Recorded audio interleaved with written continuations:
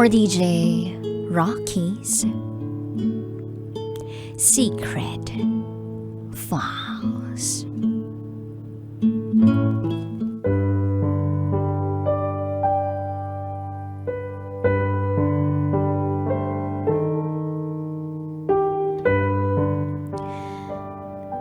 Kung pwede lang, kahit sa kabilang buhay, sasamahan kita, Lola.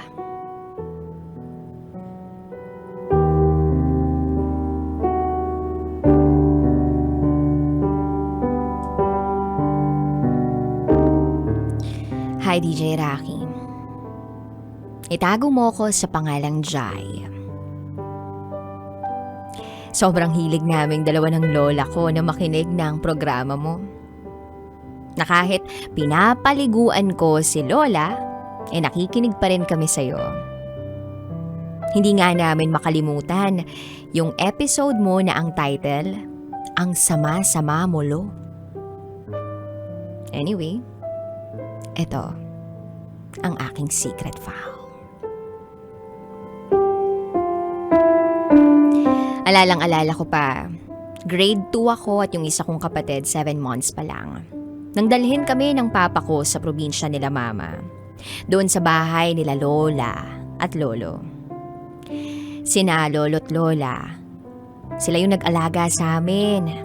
Kumbaga sila na yung parang naging magulang namin na nagpapalaki o nagpalaki sa amin. Sila yung nagpaaral sa amin, sila yung nagturo sa amin na magkaroon ng takot sa Diyos. Elementary days, naranasan ko na napapalo ako ng lola ko, napagsasabihan ng masasakit na salita, at ramdam ko na may favoritism siya pagdating sa kanyang mga apo. Kaya malayo yung loob ko nun kay lola. Then year 2015, na-stroke si lola. Yung left side na katawan ni lola, walang maramdaman, hindi magalaw. So na-admit yung lola ko sa ospital. Kasama ko yung mga pinsan ko. At dahil sa pangyayaring yun, salitan kami sa pagbabantay sa lola ko. Siguro nagstay kami doon ng mga 2 weeks.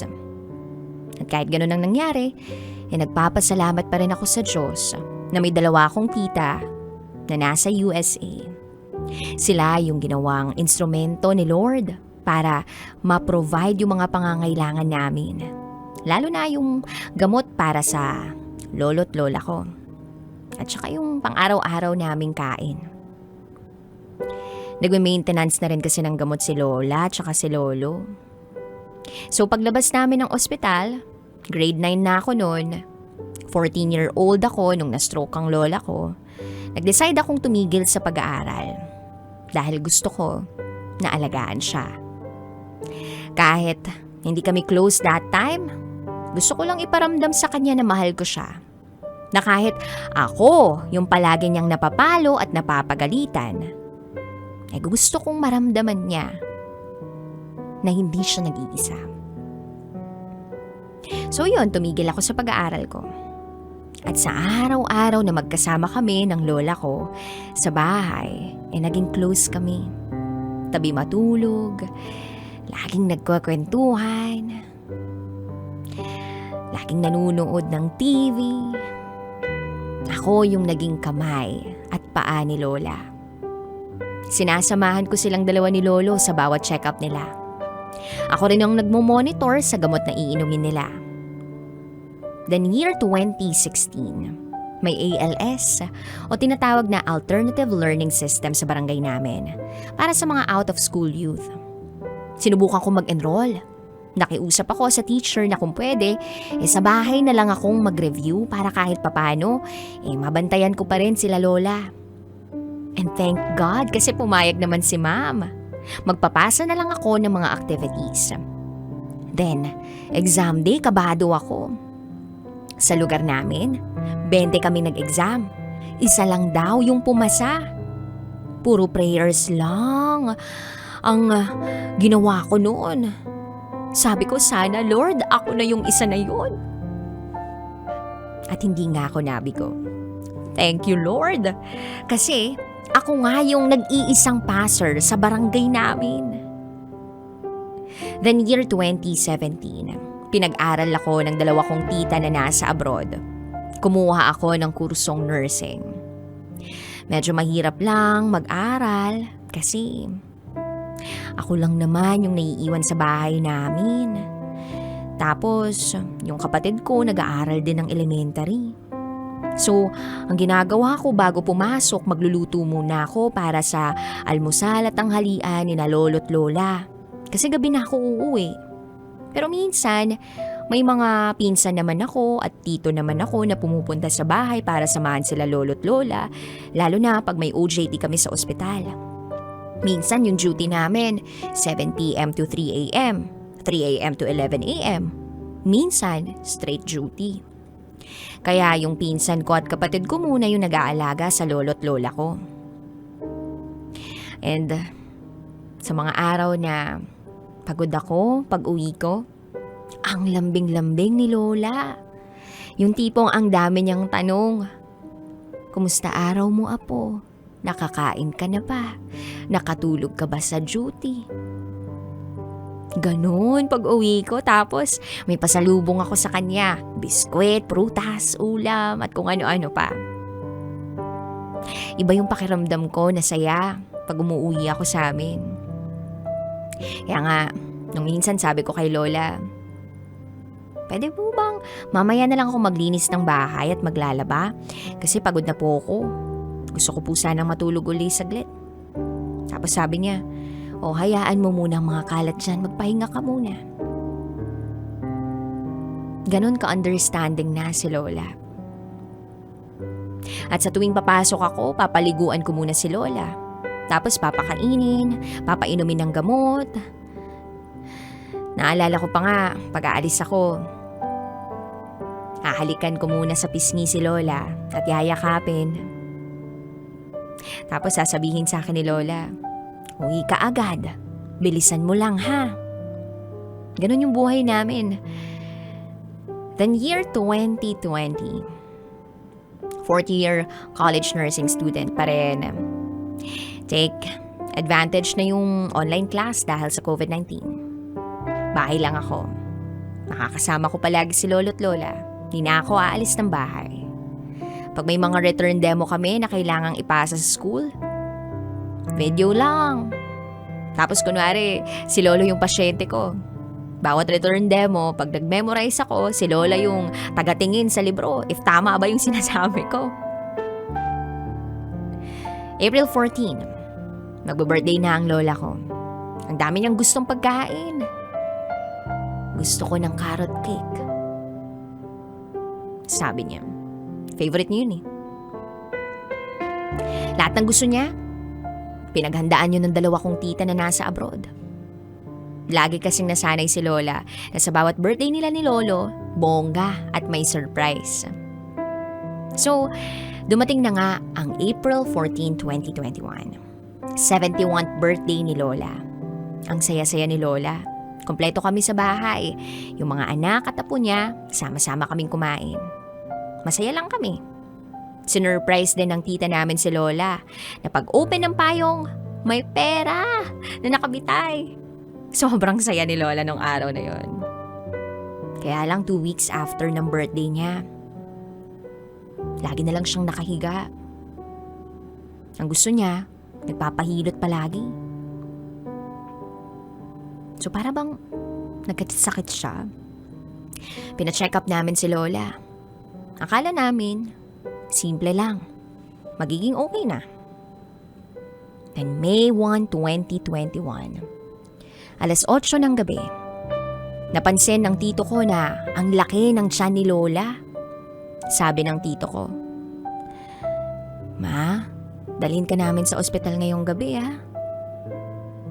Tapos itong lola ko ayaw ma-admit. Ayaw niya na yung dalawa niyang anak sa abroad mag-alala sa kanya.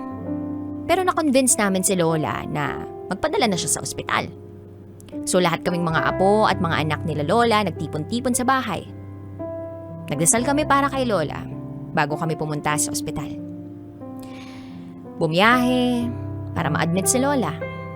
swab test, at pagpasok sa ospital, isang bantay lang daw ang pwede. Sabi nila tito at tita, ako na lang daw yung magbantay kay Lola. So nagpa-swab test kaming dalawa ni Lola. Sa swab test pa lang, awang-awa na ako kay Lola. Kasi masakit din yun eh. Although negative naman kami parehas ni Lola. Nakapasok na kami. Nagstay kami ni Lola ng 2 days sa ospital. Pero sabi ng doktor, kailangang i-transfer sa malaking ospital si Lola. Sa malaking ospital na kumpleto sa mga kagamitan. At yung mayroong mga doktor na eksperto. Para makita yung rason kung bakit hindi na makadumi si Lola. At kung bakit malaki na rin yung tiyan niya. May 3, 2021, yung biyahe namin para matransfer si Lola sa ibang ospital. Nasa labas ng ospital si Lolo. Tapos yung pinsan ko, yung kapatid ko, yung tita at tito ko para makita nila si Lola. Nasa labas lang sila ng ospital. Pero bawal lapitan si Lola. Hanggang tingin lang. So paglabas ni Lola sa ospital, nagiiyakan na kami lahat. Si Lola nakatulala lang siya. Nilapitan pa siya ni Lolo sa sasakyan. Sabi niya, "Mahal, magpagaling ka ha. Uuwi ka rito. Magaling ka na ha. Mahal na mahal ka namin lahat." Pero itong si Lola tulala pa rin. May pamangkin si Lola na city councilor. Siya ang nag-asikaso sa amin para makapunta na kami sa lilipatang ospital. So, bago makasakay, dapat negative sa swab test. So, 3 kami nun, pero may nurse na escort. Bumiyahe kami ng 6 hours. Tumawid pa kami ng dagat para makarating sa ospital na yon. At sa biyahe namin, okay naman si Lola. Hindi na siya natutulala. Nagkukwento na siya sa nurse na kasama namin about sa hirap na naranasan nila dati, yung hindi pa nag-a-abroad yung mga anak niya. Naranasan daw nila na maliitin ang mga kapitbahay kasi walang-wala sila. So eto na pagdating namin sa pier. Babiyahe na naman kami ng another 2 hours para makarating sa ospital. Sabi ni Lola gutom na raw siya. Tapos may nadaanan kaming fast food chain. Bumili kami ng fried chicken at kasabay ng macaroni soup. Then nakarating na kami sa ospital. Bago uli kami makapasok, swab test na naman. Isang bantay lang daw yung pwede.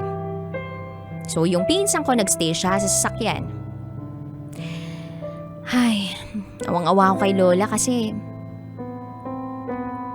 masakit din talaga yung swab test. And not to mention yung iba pang mga test na gagawin sa kanya. So nakapasok na kami sa ospital.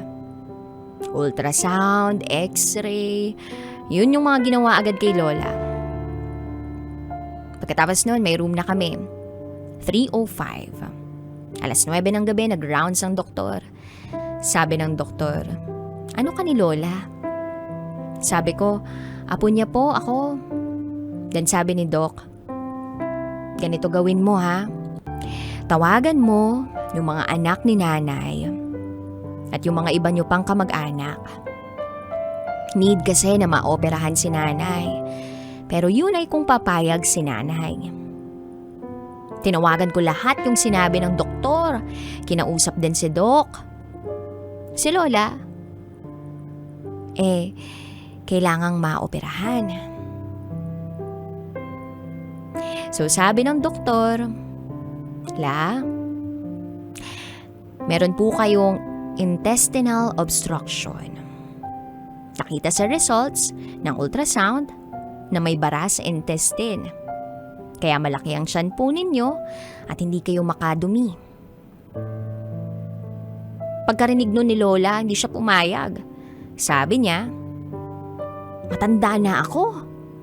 Kung sa araw lulubog na ako." Pero sabi ng doktor,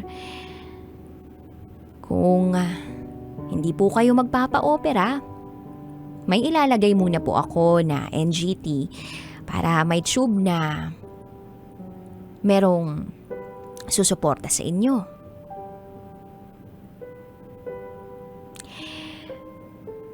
Pero sa pagkakataong yun, sinubukan ko talaga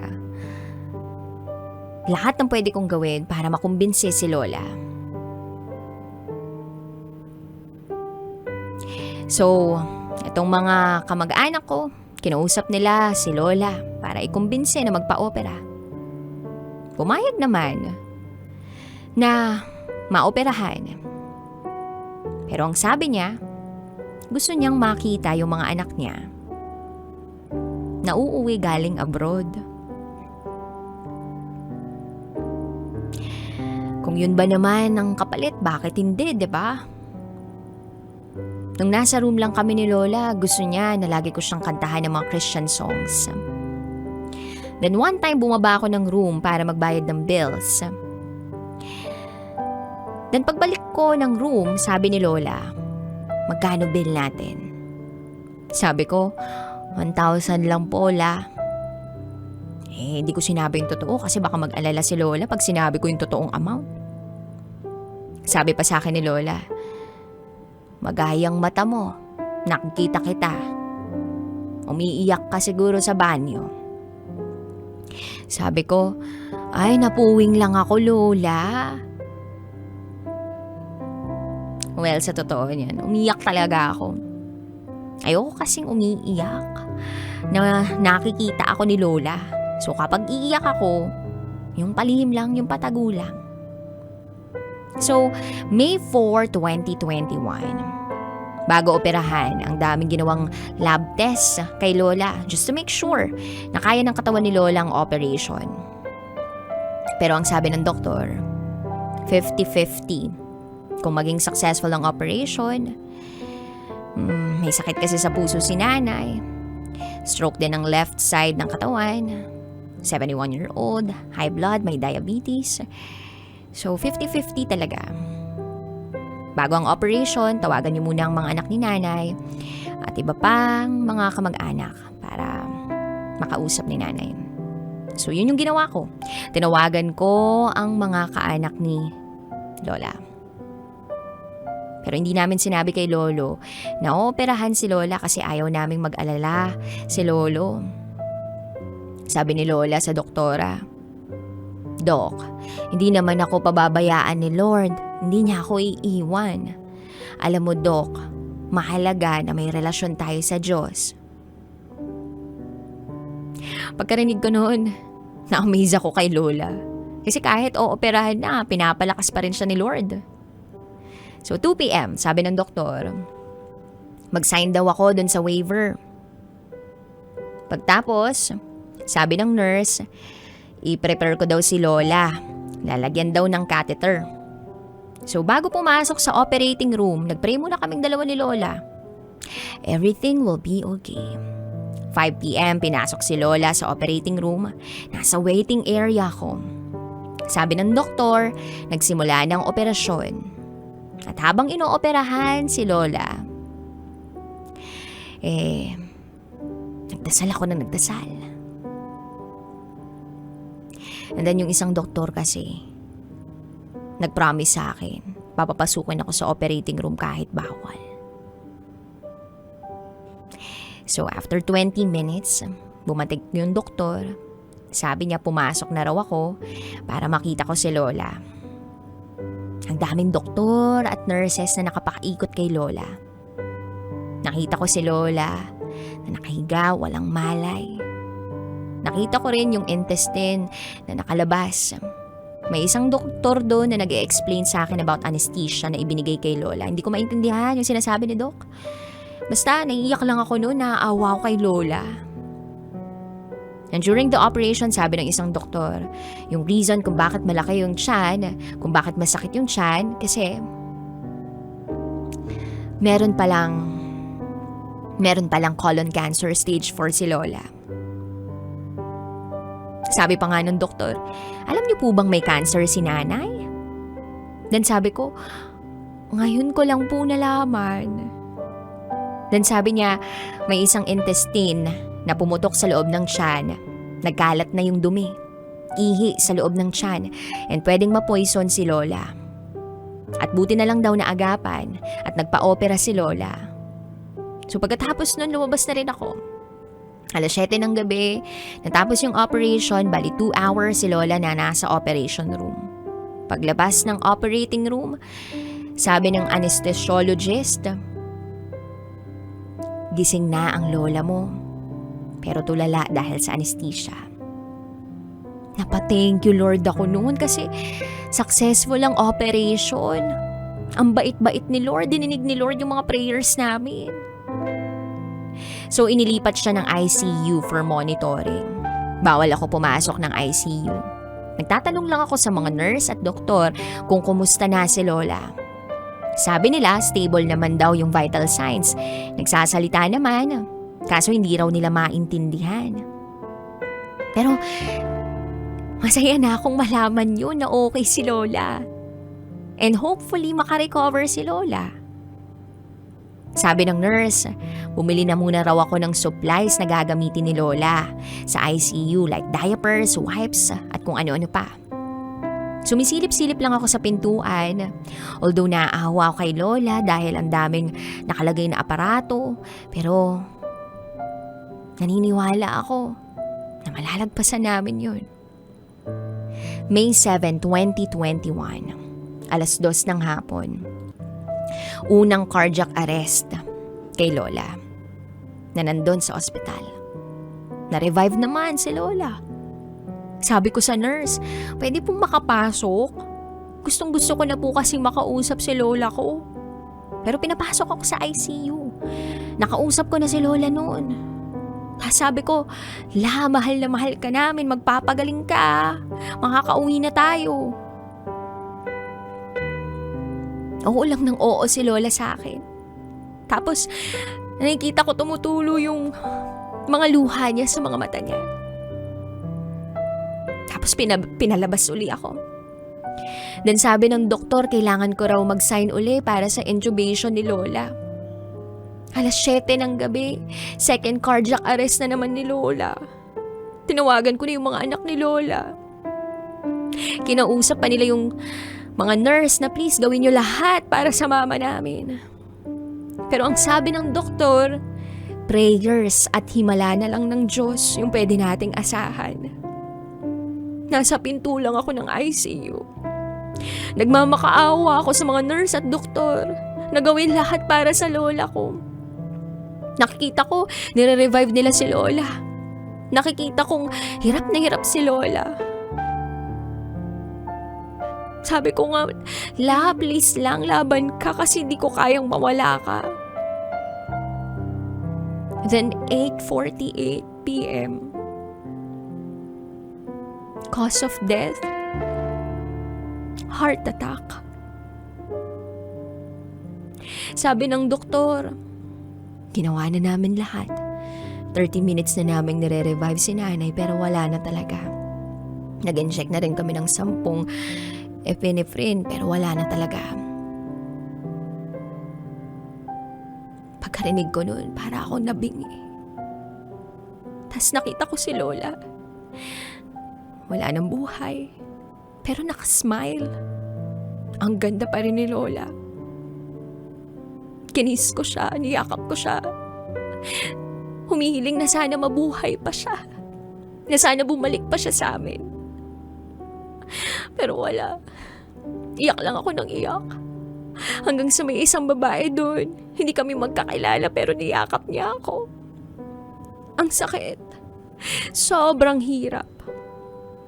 Wala yung kamag-anak namin sa lugar na yun, sa mga oras na yun dahil pandemya. Yung pinsan ko hindi pwede pumasok sa ospital hanggang parking lot lang. At ako yung mag-isang nandun.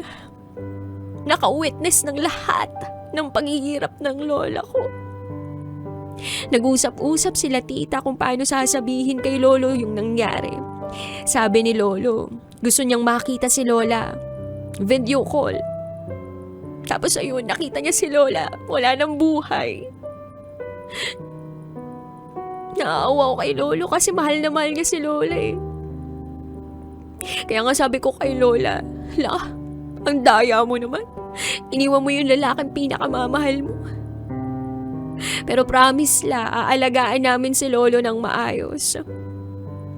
May 8, 2021, alas 11 ng gabi. Dinala na si Lola sa punerarya. Nilakasan ko yung loob ko. Hindi ko iniwan si Lola.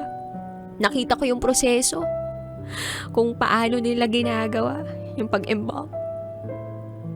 Tapos ako yung mismong nagdamit kay Lola. Katulad ng lagi kong ginagawa sa kanya. Ako yung nagdadamit sa kanya. At alam ko, yun na yung pinakauling magagawa ko yun sa kanya. Pagkatapos ng prosesong yun, umuwi na kami sa amin. Alas 12 ng madaling araw na makasakay kami sa barko. Sinakay lang namin si Lola sa van. Ayun.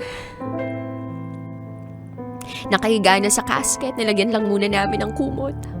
At habang sa biyahe, nakatulog ako. Dahil na rin siguro sa pagod, kakaasikaso ng mga papel. Napanaginipan ko si Lola. Nakahiga, may kasamang lalaki. Yung lalaki, same sila ng suot, puting damit. Yung lalaki nakatayo sa may ulo banda ni Lola. Pinakita sa akin ni Lola yung tiyan niya na wala ng sugat ng operasyon. Tapos pinakita niya sa akin na nag-heal na yung sugat. Nakita ko rin na nakasmile siya. Tapos nagising ako. Sa biyahe pa rin kami. Alas 8 na ng umaga. Nang makarating kami sa bahay namin, ang daming tao. Nakita ko si Lolo. Niyakap ko agad. Nag-iyakan kami lahat. Sobrang hirap pala mawalan ng mahal sa buhay. Lalo na pag siya yung lagi mong nakasanayang kasama. Matulog. Laging kakwentuhan.